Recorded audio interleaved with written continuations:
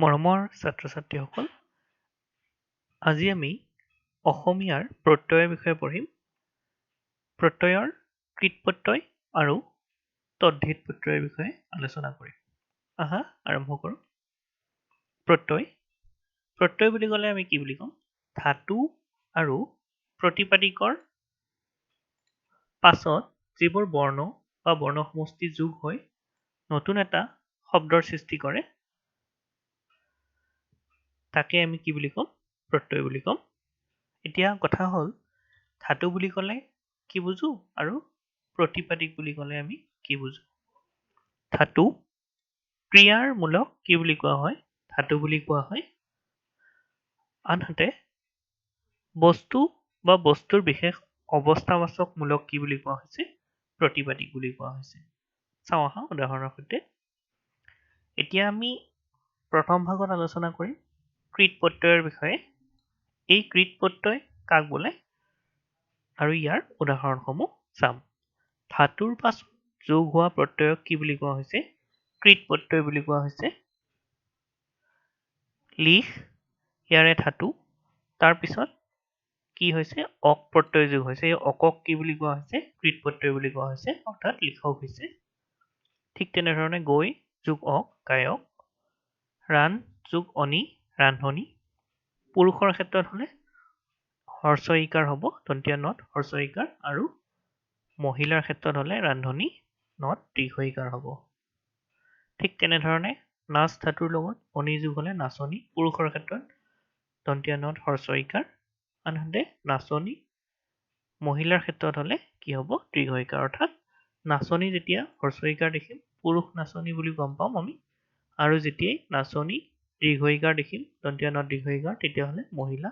ঠিক তেনেধৰণে ৰান্ধনিটো নত দীৰ্ঘ ইকাৰ হ'লে মহিলা, হৰ্ষ ইকাৰ হ'লে কি? পুৰুষ। তাৰপিছত চাবা, ৰুঅ তাৰ লগত যদি অনি প্ৰত্যয় যোগ হৈছে, তেতিয়াহ'লে কি হ'ব? ৰোৱনী, দন্তীয়া নত হৰ্ষ ইকাৰ হ'লে কি হ'ব? পুৰুষ। আনহাতে ৰোৱনী তাত যদি দন্তীয়া নত দীৰ্ঘ ইকাৰ হয়, তেতিয়াহ'লে কি আমি বুজি পাম? মহিলা বুলি বুজি পাম।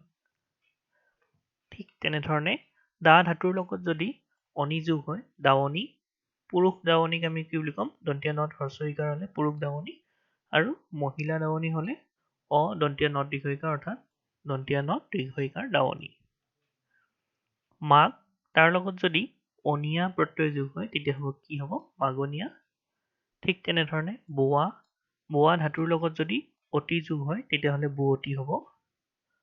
কৰ তাৰ লগত যদি অতি প্ৰত্যয় যোগ হয়, তেতিয়াহ'লে কি হ'ব? কৰতি। ইয়াত আমি নীলা যিবিলাক ৰং ব্যৱহাৰ কৰিছো, এই নীলা ৰংবোৰ হৈছে কি? ধাতু। এই আৰম্ভণিত থকা এইবিলাক হৈছে ধাতু। লিখ, গৈ, ৰান্ধ, নাচ, ৰুৱ, দা, মাগ, বোৱা,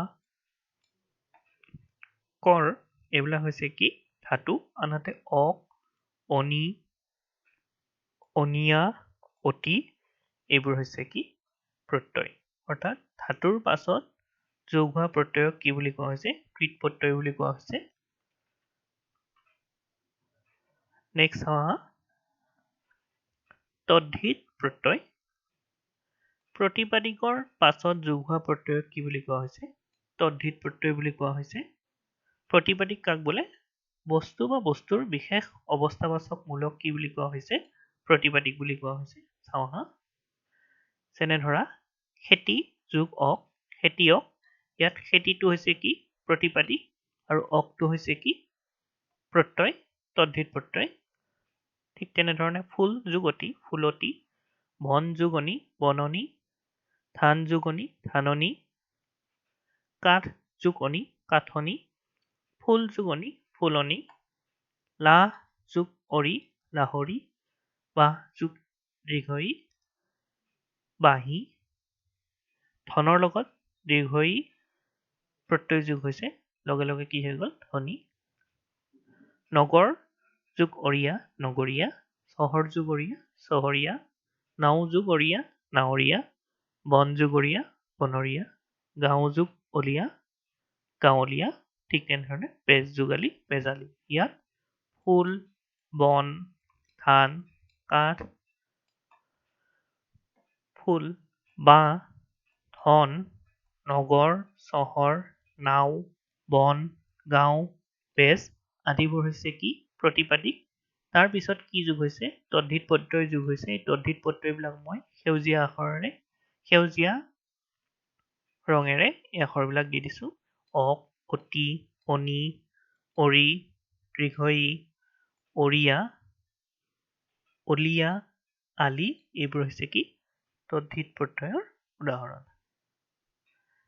আশা কৰোঁ তোমালোকে বুজি পাবা। আজিলৈ পাঠটি ইমানতে এৰিছো। ধন্যবাদ।